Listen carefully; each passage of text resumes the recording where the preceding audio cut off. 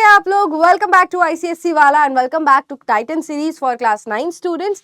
आज है हमारा लास्ट चैप्टर इस सीरीज का, बायोलॉजी का, which is waste generation and management. Hello again, so my name is Upasana. अब तो आप जान गए होंगे and I am your biology mentor. बहुत अच्छे से हमने सारे चैप्टर्स के वन शॉट्स कवर करे हैं। अगर आपने नहीं देखे हैं तो अभी तक देख लेना। नॉट जस्ट ऑफ बायोलॉजी, बहुत सारे सब्जेक्ट्स के, इनफैक्ट सारे सब्जेक्ट्स के वन शॉट्स डले हुए हैं इस सीरीज के अंदर, तो आप देख सकते हो। आज जो हमें चैप्टर करना है बेटा, this is the last chapter which is waste generation and management. बहुत इजी चैप्टर है क्योंकि इस चैप्टर के अंदर हम वो बेसिक बातें करते हैं जो हम आए दिन देखते रहते हैं कि जो वेस्ट बनता है उसको मैनेज कैसे किया जाए। जो वेस्ट हर दिन मतलब हमारे घरों से निकलता है, फिर हमारे घरों से निकलकर कहाँ जाता है, कहाँ डंप होता है, वो कैसे मैनेज किया जाए वो हमको पढ़ना है। देखो, सबसे पहले तो देखेंगे what are the different types of waste, categories of waste, and then उसके डिस्पोजेबल पर आते हैं। वेस्ट कोई भी ऐसा सब्सटेंस होता है जो कि डिस्कार्ड कर दिया जाता है उसके पहले यूज के बाद। वो हमारे काम का नहीं होता, वर्थलेस या डिफेक्टिव होता है, खराब होता है, या फिर हमने यूज कर लिया अब और उसकी जरूरत नहीं है।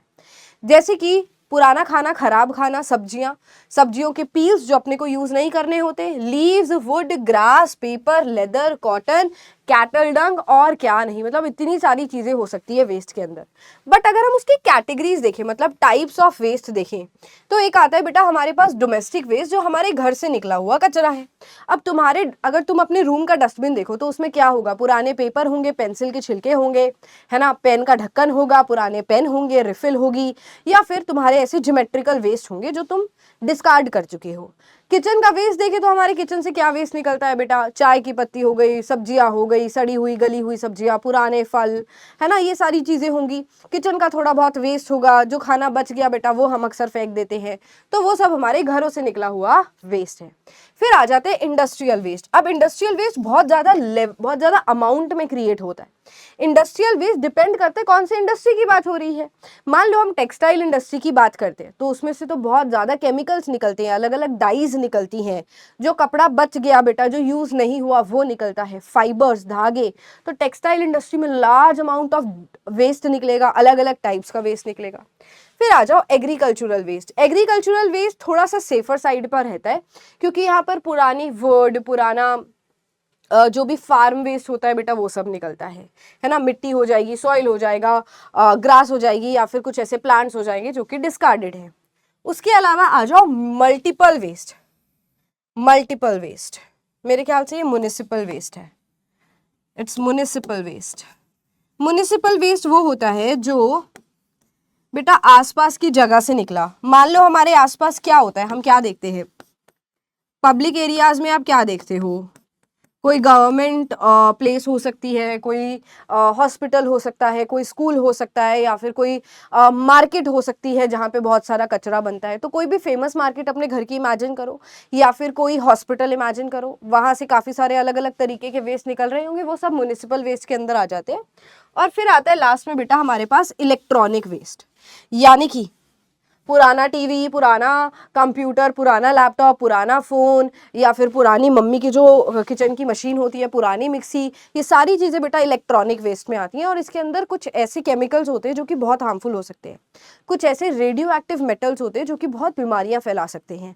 कुछ ऐसे इंसिडेंट दिल्ली में भी देखे गए कि कुछ रेडियो एक्टिव एलिमेंट्स जैसे कि आयोडीन और कोबाल्ट के कुछ आइसोटोप्स मार्केट में आ गए और वो लोगों तक पहुंच गए बेटा, कॉमन सिविलियंस तक पहुंच गए और बीमारी फैल गई। एंड किसी को पता भी नहीं था कि वो एक रेडियो एक्टिव एलिमेंट है और वो मार्केट में फैल गया। चलो आओ इसको अब रीड करते हैं अच्छे से। Waste that is generated from domestic activities, जो कि कपड़े धोने से, नहाने से, कुकिंग से निकलता है, उसको भी डोमेस्टिक वेस्ट बोलते हैं। फ्रूट और vegetables, peels, left over food और वेस्ट पेपर भी डोमेस्टिक वेस्ट है। अब इसमें से किचन भी आ सकता है, और बेटा हम घरों में प्लास्टिक भी तो यूज करते हैं, वो भी आ सकता है। Waste which is generated by industries is called industrial waste. जैसे कि बहुत सारे केमिकल्स हो गए, बहुत सारा पेंट, अगर कोई पेंट इंडस्ट्री है तो वो पेंट रेजिड्यूज बेटा, अलग अलग तरीके के ऑयल्स, कुछ जलाया है तो उसकी बची हुई राख, स्लज, हैवी मेटल्स एक्सेट्रा। ठीक है, उसके बाद है next sources of industrial waste include mining operation, cement industries and oil refineries. देखो बेटा ये इंपॉर्टेंट है, जो इंडस्ट्रियल वेस्ट है उसमें माइनिंग वेस्ट भी आता है। माइनिंग ऑपरेशंस चल रहे होते हैं कुछ जगह, या फिर कुछ सीमेंट इंडस्ट्रीज होती है, या फिर कुछ ऑयल रिफाइनरीज होती है। Let us understand.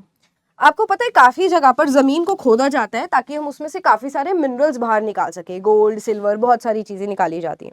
तो बड़े बड़े पत्थरों को मशीनों से तोड़ा जाता है एंड कोयला भी निकाला जाता है, तो कोयले की खान भी हम उसको बोलते हैं। तो अलग अलग माइनिंग ऑपरेशन चल रहे हैं।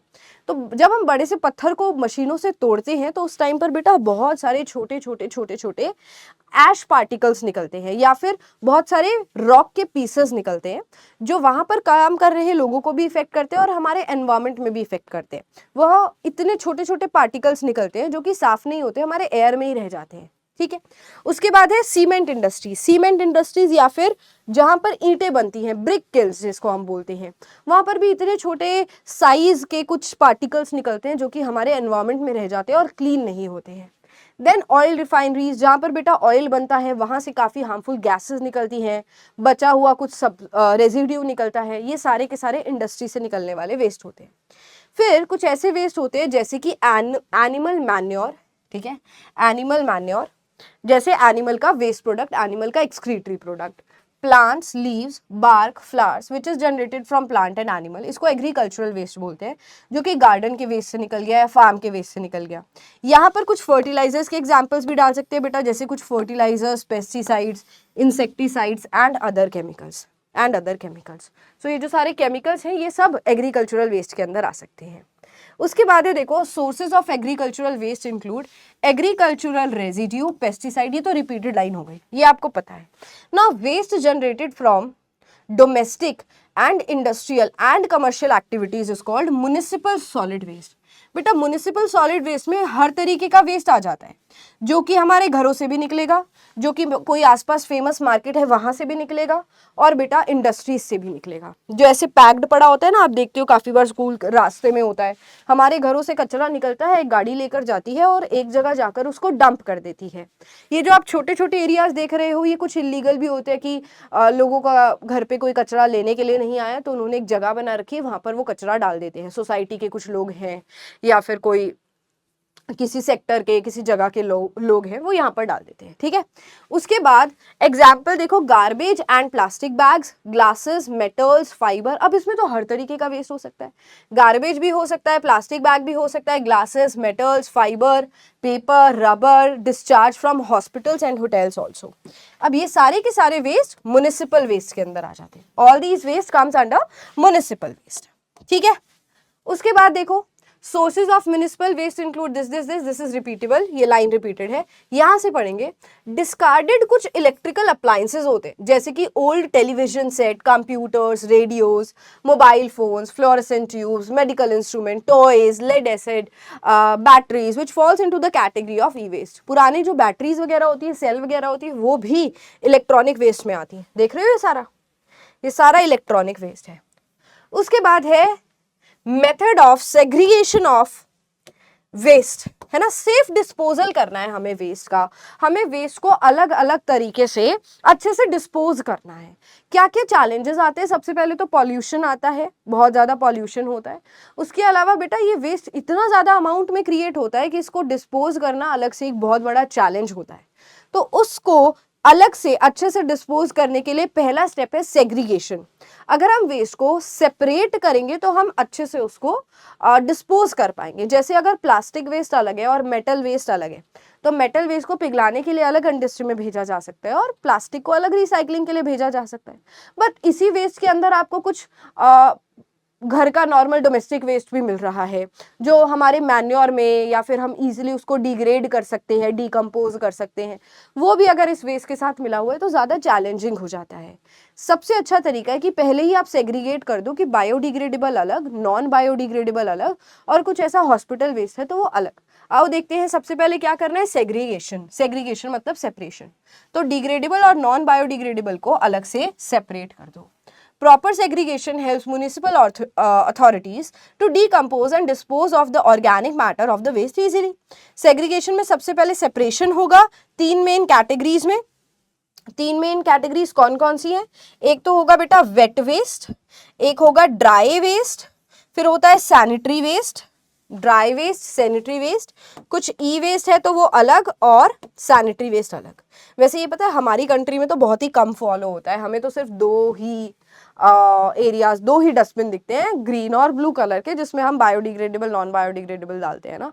अगर आपने खाना बच गया है आपका तो आप एक डस्टबिन में डालिए, ग्रीन में डालिए, और अगर आपका कोई कप बच गया है, कोई स्ट्रॉ बच गया है, कोई प्लेट बच गई है, उसको ब्लू में डालिए, है ना। ऐसा ही होता है मॉल्स वगैरह के अंदर।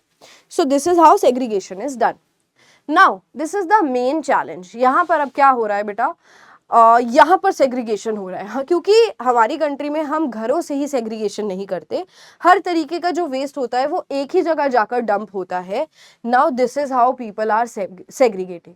यहाँ पर ये कुछ लोग हैं बेटा, कुछ रैग पिकर्स भी हैं जिनका कोई घर नहीं है, वो कुछ अच्छी चीज़ यहाँ पर ढूंढने की कोशिश करते हैं कि उनको कुछ मिल जाए, बट ये काफ़ी सारा वेस्ट ऐसा है जो किसी काम का नहीं है और इस सबको ठिकाने लगाने यानी कि डिस्पोज करना है, ठीक है। सो यहाँ पर सेग्रीगेशन हो रहा है। और एक्चुअली क्या होता है कि काफ़ी सारे वेस्ट को ना एक ऐसी जगह पर डाला जाता है जो कि शहर से परे है, और बहुत बड़ा सा खाली लैंड देखा जाता है, वहाँ पर वेस्ट को डंप कर दिया जाता है। फिर वहाँ से हम चीज़ों को छांटते हैं जो रिसाइकिल हो सकती है। एक मेटल को ट्रैक करने वाली मशीन भी आती है कि कोई मेटल है तो उसको भी हम अलग कर सकते हैं, है ना, वेस्ट से। So all the metals are extracted, फिर उसके बाद मतलब removed, segregated, and all the plastics are segregated, and उसके बाद जो हम नॉर्मल कचरा बच गया वो उसी ज़मीन पर छोड़ दिया जाता है, क्योंकि समय के साथ वो मिट्टी में मिल जाएगा और वो बहुत अच्छी ज़मीन बन जाएगी। बट ये बहुत ही स्मेली प्रोसेस होता है, इसमें बहुत जहरीली गैसेस भी बनती है बेटा, चाहे बायोडिग्रेडेबल वेस्ट का ही डिकम्पोजिशन हो रहा हो, यहाँ पर बहुत ज़्यादा स्मेल आती है, इसलिए शहरों से दूर होते हैं।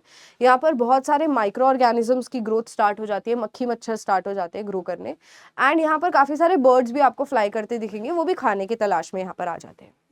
तो पहले सेग्रीगेशन था और दूसरा है बेटा composting.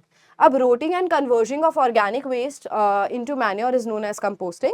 The product formed after composting is called compost, यानी कि खाद तैयार करने की बात हो रही है। अब ये जो हाउस होल्ड का कचरा है, फार्मलैंड का जो कचरा है, उसको हम एक खाद में कन्वर्ट कर सकते हैं। कंपोस्ट जो होगा, जैसे यहाँ पर देखो खाद बनाई जा रही है, एक अलग से सेपरेट टैंक ले लिया, कोई भी डब्बा ले सकते हो, इसमें देखो पुरानी सड़ी गली सब्जियां हैं, पत्ते वगैरह हैं, इसको मिट्टी के साथ मिक्स करके पानी डाल के छोड़ दो, माइक्रो ऑर्गेनिजम्स आएंगे, इस कॉम्प्लेक्स ऑर्गेनिक वेस्ट को इनऑर्गेनिक मैटर में चेंज कर देंगे, और फिर वो हम अगर हमारी सॉइल के साथ मिलाएंगे तो बहुत बढ़िया खाद तैयार हो जाएगी, जिसमें हम गार्डनिंग कर सकते हैं, अपने फार्म की सॉइल को फर्टाइल बना सकते हैं। तो ये एक बहुत अच्छा तरीका है। Dry composting toilets are a hygienic and cost effective solution to dispose of the human waste. बेटा ड्राई कंपोस्टिंग टॉयलेट्स भी बने हुए हैं, ठीक है। उसके बाद है ड्रेनेज या फिर सीवेज सिस्टम। ड्रेनेज या सीवर सिस्टम क्या होता है, बेसिकली सीवेज ट्रीटमेंट प्लांट की बात हो रही है। तो यहाँ पर सीवेज ट्रीटमेंट प्लांट तो आप अलग से पढ़ोगे, है ना, सीवेज ट्रीटमेंट प्लांट। यहाँ पर अभी हम ड्रेनेज की बात कर रहे हैं या फिर सीवर सिस्टम की बात कर रहे हैं। तो हमारे घरों से जो पानी जाता है वो बेसिकली ड्रेन होकर गटर वगैरह में मिक्स होता है। तो ये एक ऐसा सिस्टम है जिसमें हर घर से या हॉस्पिटल या स्कूल से पाइपलाइन निकल रही होती है, जो सीवेज का पानी एक जगह पर जाकर डंप करा देती है। So these are the pipelines which carry sewage from houses, offices, hospitals through drainage pipes to the sewers of the city. The sewer mainly flows progressively into the larger pipes until they reach the wastewater plant. तो basically यहाँ पर क्या बात हो रही है कि हमारे घरों से एक ड्रेनेज पाइप वाला सिस्टम है। बेटा आपके घर में या फिर आसपास आपने कभी देखा हो कि ड्रेनेज पाइप में दिक्कत आ जाए, ड्रेनेज पाइप खराब हो जाता है या लीक हो जाता है, तो वो सारा कचरा रोड पर ही आ जाता है, वो बेकार पानी, गटर का पानी रोड पर ही आ जाता है ना। सो अगर वो ठीक से ना हो तो वेस्ट हमारी रोड पर ही इकट्ठा हो जाएगा। So this is also one of the method of disposing the waste, कि हमारे घरों में एक प्रॉपर ड्रेनेज सिस्टम लगा हुआ है कि घरों से, नालियों से जो पानी है वो जाकर सीधा सीवेज में इकट्ठा हो जाता है। So this is also a type of method जिससे हम वेस्ट को डिस्पोज करते हैं, कि भाई हमारे घरों से जो पानी निकला है वो हमने कहीं सड़क पे नहीं फेंका, वो सीधा एक सीवर लाइन में जा रहा है। अब हम क्या करेंगे, सीवेज में पानी पहुंच गया, अब वहां उस पानी का क्या करना चाहिए बेटा, उसको हमने डाल देना चाहिए सीवेज ट्रीटमेंट प्लांट या फिर effluent treatment plant. Now municipal and industrial waste water is treated in wastewater treatment plants, effluent plants, before they are released into the water bodies. There is primary treatment and there is secondary treatment and tertiary treatment as well. देखो बेटा क्या हो रहा है यहाँ पर, waste treatment plant, जैसे आपने सुना है ना गंगा एक्शन प्लान, तो बेटा ये जितने भी यमुना एक्शन प्लान, ये जो एक्शन प्लान क्या है, ये सीवेज ट्रीटमेंट प्लांट्स के ही प्लान्स हैं। तो ऐसा कहा जाता है कि ऐसी कोशिश की जा रही है वेस्ट को डिस्पोज करने की कि जो आप सीवेज का पानी है अभी तक डायरेक्टली रिवर्स में डंप कर रहे थे, डायरेक्टली रिवर्स में डंप मत करो, उल्टा उसको पहले एक सीवेज ट्रीटमेंट प्लांट में डालो, उस वेस्ट को साफ करो, एक लिमिट तक क्लीन करने के बाद फिर आप उसको रिवर में डालो, क्योंकि आप बहुत ज़्यादा वाटर पॉल्यूशन हो रहा है उससे। एंड आपको पता ही है बेटा आजकल हमारी जो गैंजेस और यमुना की हालत है, यू नो इट, है ना। चलो, तो अब कैसे किया जाता है इसको? सबसे पहले जो सीवेज आया उसको हम प्राइमरी ट्रीटमेंट के लिए भेज देते हैं। प्राइमरी ट्रीटमेंट में 2 स्टेप किए जाते हैं, फिल्ट्रेशन एंड सेडिमेंटेशन। पहले उस कचरे वाले पानी को ऐसे फ्लो कराया जाता है जहां पर बड़े बड़े ऐसे बार्स लगे हुए हैं। जब पानी इन बड़े बड़े बार्स को क्रॉस करेगा तो इसमें बेटा जो फ्लोटिंग डेब्रिस है, जैसे मान लो कोई लकड़ी का पीस है, पुरानी पानी बॉटल है, या फिर प्लास्टिक की पन्नियां हैं, तो जो भी ऐसा वेस्ट है जो बड़े साइज का है वो इस जाल के पीछे रह जाएगा और यहाँ पर पानी आगे मूव कर जाएगा। ठीक है, यहाँ पर जाल की हेल्प से हम पीछे जो फ्लोटिंग डेब्रिस है उसको कलेक्ट कर लेंगे। तो यहाँ लिख दूं मैं फ्लोटिंग डेब्रिस कलेक्टेड, ये प्राइमरी ट्रीटमेंट हो रहा है अभी। Floating debris collected by using which method? This process is known as filtration बेटा, इसको फिल्ट्रेशन बोलते हैं, फिल्ट्रेशन। हो गया इतना? अब क्या करेंगे?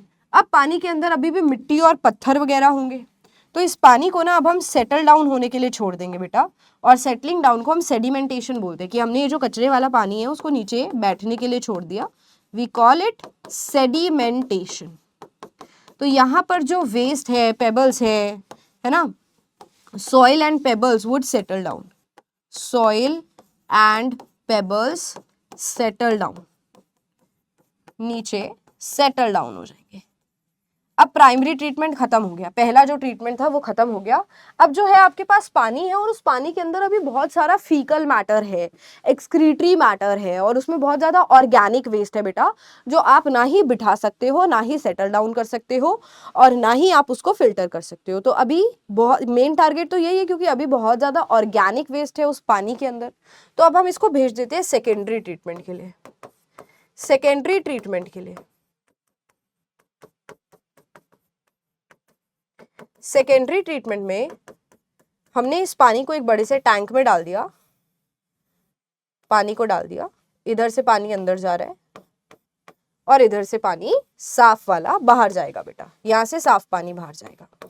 तो हम क्या करते हैं, इस टैंक के अंदर फ्रेश एयर डालते हैं बेटा, यहां से एयर आ रहा है, एयर पंप लगा देते हैं और इसके अंदर एरोबिक बैक्टीरिया की एंट्री करा देते हैं। इसके अंदर हम एरोबिक बैक्टीरिया की एंट्री करा देते हैं। अब उससे क्या होगा, एरोबिक बैक्टीरिया ऑक्सीजन पर, उसको ऑक्सीजन चाहिए एरोबिक बैक्टीरिया को, तभी वो सरवाइव करेगा, और उसको ऑर्गेनिक मैटर चाहिए जो उसका मेन डिनर है, मेन फूड है, राइट। तो इस पानी के अंदर अभी बहुत सारा ऑर्गेनिक मैटर है। हमने जानकर एरोबिक बैक्टीरिया को बुलाया दावत पे कि आओ, पार्टी में आओ और हमारा सारा ऑर्गेनिक मैटर खा जाओ, इस पानी के अंदर जो ऑर्गेनिक मैटर है उसको खा जाओ। तो बहुत सारे एरोबिक बैक्टीरिया आएंगे और वो ऑर्गेनिक मैटर को खा जाएंगे, ठीक है। अब इसमें पानी के अंदर ऑक्सीजन लेवल हालांकि बहुत कम हो जाएगा, ठीक है। चलो, अब एरोबिक बैक्टीरिया आया और उसने क्या किया, बहुत सारे ऑर्गेनिक मैटर को खा लिया बेटा, बहुत ज़्यादा उसने डिवाइड किया, बहुत बहुत बहुत डिवाइड किया, मल्टीप्लाई किया, कुछ फंगस भी आ गई और उनके ना कुछ कुछ कुछ कुछ गुच्छे बन गए, कुछ उनका ग्रुप बन गया जो कि उनकी डेड बॉडीज का है या फिर एरोबिक के ग्रुप का है, एरोबिक बैक्टीरियाज के ग्रुप का है, और साथ में कुछ फंगस लगी हुई है। तो हम पहले उनको लेकर आएंगे, उनको बहुत ज़्यादा खाना देंगे, फिर बेटा हम एयर वेयर बंद कर देते हैं जिससे कि वो मर जाते हैं। वो मर जाएंगे तो उनका झुंड बन जाएगा जिसको हम फ्लॉक्स बोलते हैं। तो विद इन टाइम यहाँ पर नीचे फ्लॉक्स सेटल हो जाएंगे। फ्लॉक्स क्या है, यहाँ पर बैक्टीरिया और फंगस के ग्रुप्स को बोलते हैं। वो नीचे सेटल डाउन हो गया बेटा, फंगस और बैक्टीरिया का ग्रुप नीचे सेटल डाउन हो गया। तो हमारा टारगेट यही होता है कि पहले बैक्टीरिया को भेजो, वो ऑर्गेनिक मैटर को इनऑर्गेनिक मैटर में कन्वर्ट करेंगे, और जब वो इनऑर्गेनिक मैटर में कन्वर्ट करेंगे तो हमारा ऑर्गेनिक मैटर खत्म हो गया। अब हमें इस एरोबिक बैक्टीरिया को मारना है, तो इसको हम नीचे सेडिमेंट होने के लिए छोड़ देते हैं। अभी भी कहानी खत्म नहीं हुई। यहाँ पर जो पानी बच गया बेटा उसको दूसरे टैंक में डाला जाता है। दूसरे टैंक में अभी भी कुछ एरोबिक बैक्टीरिया इसके अंदर होंगे। दूसरे टैंक में अब हम डाल देंगे एनएरोबिक बैक्टीरिया। क्या डाल देंगे बेटा? Anaerobic bacteria. ये एनएरोबिक बैक्टीरिया क्या करेगा? जितने भी एरोबिक बैक्टीरिया हैं उसको खा जाएगा, किल कर देगा। जो बचे हुए एरोबिक बैक्टीरिया है ना उनको खा जाएगा और किल कर देगा। तो हमें जो एरोबिक बैक्टीरिया के होने का खतरा था बेटा वो भी यहाँ से टल गया कि कुछ एरोबिक बैक्टीरिया और कुछ चीजें बच गई होंगी लिविंग, वो हमने किल करा दी एनारोबिक बैक्टीरिया से। साथ में यहाँ पर बायोगैस भी प्रोड्यूस हो जाती है ये काम करते हुए, और हमारा पानी भी साफ हो जाता है। This is how secondary treatment is done. ये आपका इतना डिटेल में नहीं आएगा बट आपको एक आइडिया लग गया कि कैसे काम होता है।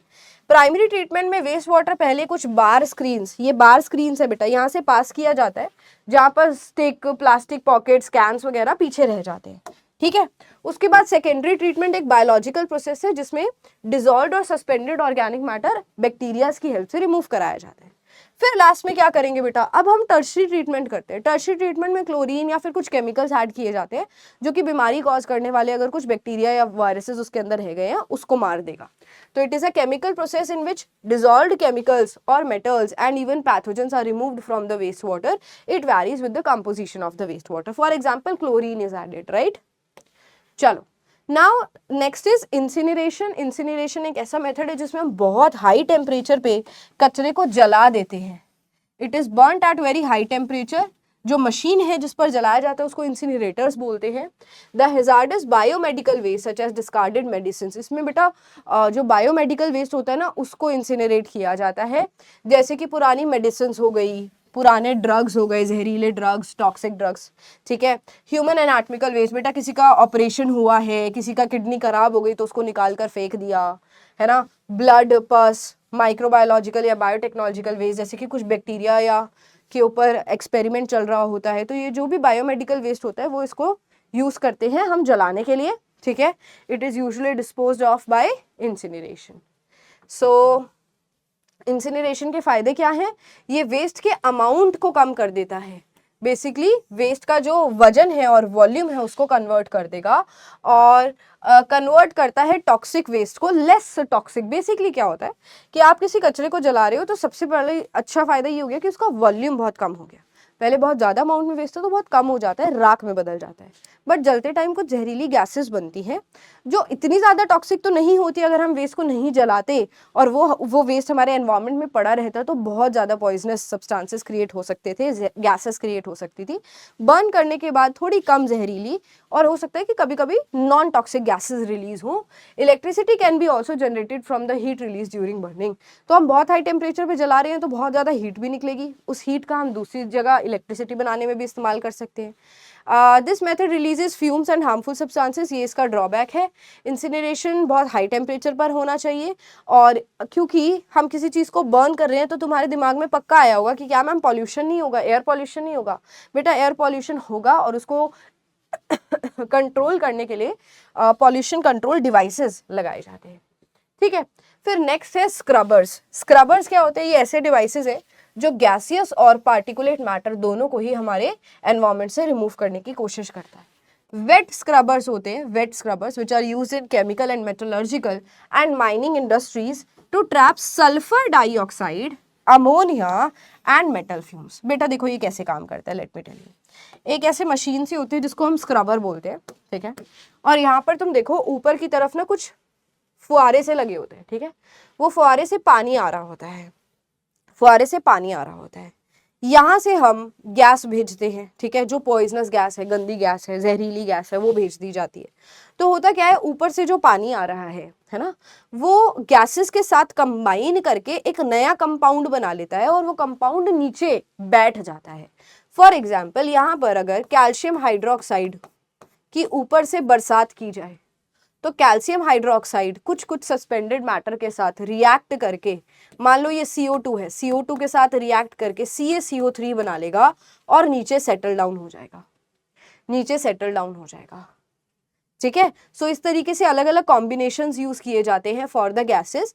तो आप जो स्प्रे कर रहे हो उसके अंदर का केमिकल जहरीली गैसेस के साथ कंबाइन करके नीचे सेटल डाउन हो जाता है और बाहर हम प्योर गैस, साफ गैस को बाहर निकाल लेते हैं बेटा। ठीक है। कुछ फ्यूम्स है, मेटल की फ्यूम्स है या फिर सल्फर डाइऑक्साइड वगैरह है, वो इसी प्रोसेस की हेल्प से यहाँ नीचे सेटल डाउन करा लिया जाता है। उसके बाद है इलेक्ट्रोस्टैटिक प्रेसिपिटेटर। देखो आपको स्क्रबर का काम पता चल गया कि स्क्रबर क्या करेंगे, एक ऐसा डिवाइस है जिसमें स्प्रे किया जाएगा कुछ लिक्विड का, वो हार्मफुल फ्यूम्स के साथ कंबाइन करके उसको नीचे सेटल डाउन करा देगा और जो क्लीन गैस है वो वहां से बाहर निकल जाएगी। फिर है देखो इलेक्ट्रोस्टैटिक प्रेसिपिटेटर, नाम से पता चल रहा है इलेक्ट्रोस्टैटिक, यहाँ पर यानी कि चार्ज की बात होगी। इलेक्ट्रोस्टैटिक प्रेसिपिटेटर के अंदर गैस और एयर स्ट्रीम जो होगी, जिसके अंदर डस्ट है, स्मोक है, सूत है और बहुत सारे पार्टिकुलेट मैटर हैं, उनको क्लीन कराया जाता है। क्या होता है बेटा कि यहाँ से देखो गैस पार्टिकल्स को फ्लो कराया गया और हमने यहाँ पर एक इलेक्ट्रोस्टैटिक प्रेसिपिटेटर बनाया। इसमें क्या है, नेगेटिवली चार्ज, इसमें कुछ प्लेट्स बनाई जाती हैं बेटा, ये मेटल की प्लेट्स होती हैं, तो मेटल के ऊपर प्लस चार्ज होगा। ठीक है, तो ये सारी प्लेट्स हैं जो पॉजिटिवली चार्ज है और ये इलेक्ट्रिसिटी सेटअप के साथ लगी हुई है देखो। ठीक है, तो ये मेटल प्लेट्स है, यहाँ पर इनके ऊपर प्लस चार्ज जा रहा है बेटा, यहाँ पर इनके ऊपर प्लस चार्ज जा रहा है और बीच बीच में मेटल की रॉड्स भी लगाई जाती हैं। अब इससे क्या होगा, जो गैस के पार्टिकल्स यहाँ पे जा रहे हैं बेटा, वो बेसिकली अपोजिट चार्ज्ड पार्टिकल के साथ अटैच हो जाते हैं। मतलब हम यहाँ पर चार्ज की हेल्प से पार्टिकल्स को खींचने की कोशिश करते हैं। 90% पार्टिकुलेट मैटर थर्मल प्लांट्स में इसी प्रोसेस से रिमूव होता है। ठीक है, ये क्या है देखो, these are negatively charged particles, these are getting attracted, ये जो पार्टिकल्स हैं ये अटैच हो रहे हैं प्लेट्स और रोड्स की तरफ। ठीक है, जो यहाँ पर मेटल रॉड्स है और जो प्लेट्स है उसकी तरफ जाकर अटैच हो रहे हैं, क्योंकि ये खुद पॉजिटिवली चार्ज है और ये जितने भी नेगेटिवली चार्ज पार्टिकल्स हैं, तो पॉजिटिवली चार्ज मेटल रॉड्स या फिर प्लेट्स उसको अट्रैक्ट करते हैं। फिर है देखो डिस्पोजल ऑफ ई वेस्ट। अगर हमें इलेक्ट्रॉनिक वेस्ट को डिस्पोज करना है तो क्या तरीका है, जो रैग पिकर्स होते हैं या वेस्ट डीलर्स होते हैं वो इलेक्ट्रॉनिक गैजेट्स को उठाते हैं, वो रिमूव कर देते हैं उसके यूजेबल कंपोनेंट्स को, क्योंकि काफ़ी बार बेटा कुछ महंगे महंगे मेटल्स भी होते हैं जो कि यूज़ हो रहे होते हैं हमारे इन गैजेट्स के अंदर, इलेक्ट्रॉनिक गैजेट्स के अंदर, तो वो उसको सेपरेट कर लेते हैं, अपने पास रख लेते हैं, उसको किसी कीमत में मार्केट में बेच देते हैं फॉर द प्रॉफिट, और बाकी बचे हुए जो भी पार्ट्स है उसको डिस्कार्ड कर देते हैं। ठीक है, this recycling process however can cause various health problems and can even lead to cancer, क्योंकि इसमें बहुत सारे अलग अलग तरीके के मेटल्स होते हैं जो कि बहुत ही ज़्यादा डेंजरस होते हैं। ठीक है, फॉर एग्जाम्पल मैं यहाँ पर आपको बताती हूँ, कोबाल्ट 60, कोबाल्ट 60 बेटा, कोबाल्ट 60 का केस क्या था कि there was this radioactive element जो कि किसी पेंसिल इंडस्ट्री में यूज हो रहा था and somehow it was sold to कोई जो रिसाइकलिंग वाले लोग होते हैं या फिर जो ऐसे वेस्ट को कलेक्ट कर लेते हैं, कोई स्क्रैप डीलर था बेसिकली, तो उन्होंने इस वेस्ट को खरीद लिया विदाउट नोइंग कि इसके अंदर कोबाल्ट 60 है जो कि बहुत जहरीला है, बहुत ज़्यादा रेडियो एक्टिव एलिमेंट है। तो पता नहीं था एंड जो कोबाल्ट 60 से रेडिएशंस निकल रही थी वो 5-6 लोगों को बहुत सिवियरली इफेक्ट कर गई एंड उनका इलाज चला एम्स के अंदर, but one of them died and जो 4 लोग थे उनका बहुत हेवी ट्रीटमेंट हुआ, उसके बाद वो किसी तरीके से बच गए थे। The person who died had a multiple organ failure. तो जो रेडिएशंस है वो तो बेटा हमारे लिए बहुत ही ज़्यादा खतरनाक है, क्योंकि वो सीधा डीएनए में जाकर चेंजेस करके बीमारियां करती हैं, हमारे इम्यून सिस्टम को सीधा अटैक कर सकती है। सो ऐसे करके कुछ आयोडीन के भी आइसोटॉप्स होते हैं, जितने भी रेडियो एक्टिव एलिमेंट है जिनके आइसोटॉप्स है those are very very dangerous. तो जितनी भी इंडस्ट्रीज है जो रेडियो एक्टिव एलिमेंट्स को यूज कर रही है या किसी ऐसे एलिमेंट को यूज कर रही है जिसका आइसोटॉप बहुत ज़्यादा रेडियो एक्टिव है, तो वो बहुत कंट्रोल्ड तरीके से होना चाहिए। और अगर आप किसी स्क्रैप डीलर को वेस्ट बेच रहे हो तो वो बहुत ही चेक करके होना चाहिए कि, क्योंकि वो धीरे धीरे, अभी तो ये स्क्रैप डीलर के पास पहुंचा था, फिर ये धीरे धीरे बच्चों के पास भी पहुंच सकता है, किसी स्कूल किसी हॉस्पिटल में भी बेटा ये बीमारी फैल सकती है और बहुत सारे लोगों को पता भी नहीं होगा एंड धीरे धीरे धीरे उनके अंदर रेडियो एक्टिव रेडिएशंस की वजह से ऑर्गन फेलियर या फिर कोई और डिसीज डेवलप हो सकता है। ठीक है, so this is how we dispose the waste. बेटा यही सब था इस चैप्टर के अंदर and we have completed this. हमारी पूरी टाइटन सीरीज अब खत्म हो चुकी है। क्लास 9 के बच्चों से मैं एक रिक्वेस्ट करना चाहूँगी कि आप 9th को थोड़ा सा सीरियसली लेना और बुक रीडिंग स्टार्ट करना। आपके पास कंटेंट की कमी नहीं है, आपको सब कुछ डिटेल में रेडियंट बैच में और काफ़ी हद तक यूट्यूब पे भी कराने की कोशिश की जा रही है। मेक श्योर कि आप बुक रीडिंग कर रहे हैं और एटलीस्ट बुक के क्वेश्चंस आप कर रहे हो। कोई और PYQs की तरफ बढ़ने से पहले आपके बुक के हर एक क्वेश्चंस आपको अच्छे से आते हैं, चाहे वो कोई भी सब्जेक्ट हो, एंड आप किसी भी पब्लिशर से पढ़ रहे हैं, that is the book for you. Paper आपके स्कूल में बनेगा, आपके जो टीचर आपको स्कूल में बता रहे हैं that these questions and everything is important, follow that. Class 10th में 9th बहुत इंपॉर्टेंट है, काम आती है क्योंकि बेस बनता है आपका 9th में। तो अगर आप मार्क्स के लिए नहीं पढ़ रहे हो इट इज़ ओके, बट अगर आप नॉलेज के लिए पढ़ते हो दैट इज़ मोर अप्रिशिएटेड, क्योंकि जितनी भी आपको नॉलेज होगी वही बेटा आपके कॉन्सेप्ट्स को बिल्ड करेगा और 10th में हेल्प करेगा। तो कोई रट्टे मारने की ज़रूरत नहीं है, रीड करिए, कॉन्सेप्ट को समझिए और जितना आता है उसको तो 200% अपने दिमाग में रिस्टोर करो बाय रिवाइजिंग थिंग्स। ठीक है, चलो। सो नाउ निंजास, बायो की टाइटन सीरीज एंड हो रही है and I hope all the best. आपके एग्जाम्स आने वाले होंगे क्योंकि 9th के एग्जाम्स की कोई फिक्स डेट नहीं होती है, स्कूल वाले अपने हिसाब से लेते हैं। So my best wishes are always there for you. अच्छे से मेहनत करो, अच्छे अच्छे मार्क्स लाओ और फिर ज़रूर बताना कि तुम्हारे कितने मार्क्स आए। चलो bye bye now, take care of your self.